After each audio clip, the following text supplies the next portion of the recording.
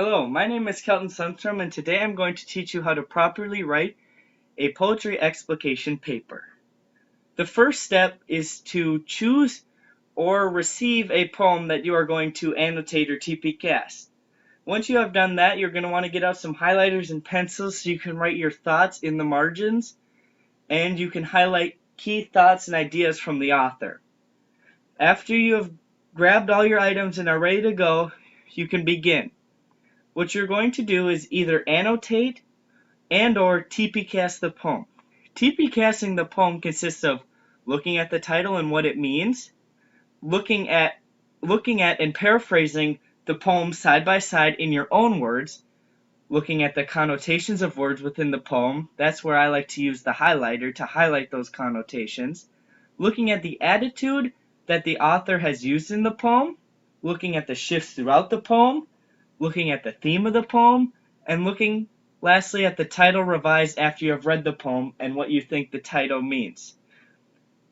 While you are doing this, though, you must go beyond the surface meaning. You must go deep into the poem and analyze what the author is trying to say to get a better understanding so that you can write your paper and you will go deeper into your paper.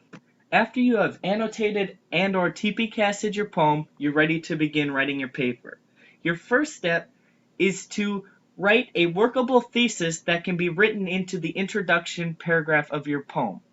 The thesis statement is the most important part of the whole entire paper as it segues into the rest of the paragraphs. Your thesis statement consists of however many points that you have made up from what the author has said within his or her poem. These points are the main ideas or the starting blocks for the rest of your paragraphs within your poem. If you have, for example, my thesis statement, which is highlighted here, says to better understand the analyzation process of the poem by Oliver, one has to specifically look at the elements of literature she uses and develops within the poem.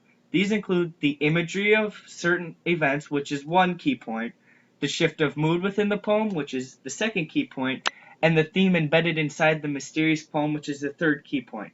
These three key points help you to write the three main body paragraphs within the poem. Once you have created your thesis statement, you are ready to begin writing the rest of it. After you have written the thesis statement, which is placed at the end of your introductory paragraph, you want to start to write your introductory paragraph. Your first sentence should consist of a hook to get the reader interested into reading the rest of your paper. If you don't have a good hook, it is going to set the mood and for what of the reader, and he or she will not want to read the rest of your poem or will be bored by what is said. The hook is the second most important part of the entire paper.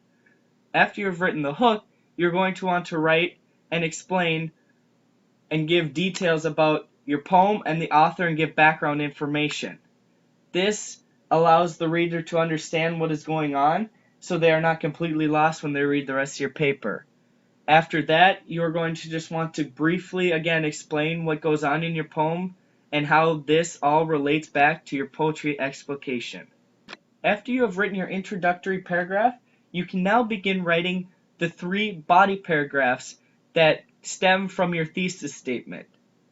The body paragraphs contain once again an introduction or hook that segues into the paragraph, and in the paragraph you take examples from the poem of what you found from the reading and you write your paragraph based on that, and then you go deeper into the meaning of the poem after you have given these examples. For example, I said the poet Oliver uses many forms of imagery in her poem to convey meaning. She starts out by using imagery right away in her title, In Blackwater Woods. This is an example of using information from the text. And then after you have written that, you back up this statement by saying things like this. The title seems eerie and makes the reader think of a dark and desolate place. That just goes deeper and shows that you actually understand what is being said instead of just giving examples. This will help to structure and make your paragraphs better and well written. After you have written your introduction and body paragraphs, now it's time to conclude your paper by writing your conclusion paragraph. This is your final adieu to the reader. This wraps up all what the reader has read and makes them think back to what they have just read written by you. Within this, you will once again put more details about from the poem and help the reader remember what was written up in the above paragraphs. And the last sentence you are going to write is a um, a reiteration of your thesis statement. You write it in different words so it's not the same as before. This reiteration of the thesis statement helps them to once again grasp what they just read and understand how important your paper was to them.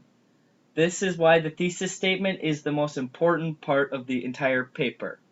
Once you are done writing your paragraphs and your paper, I suggest going to proof editing the paper. Your first edit you are going to do is from yourself. You're going to go through and read the poem and make edits to your poem yourself.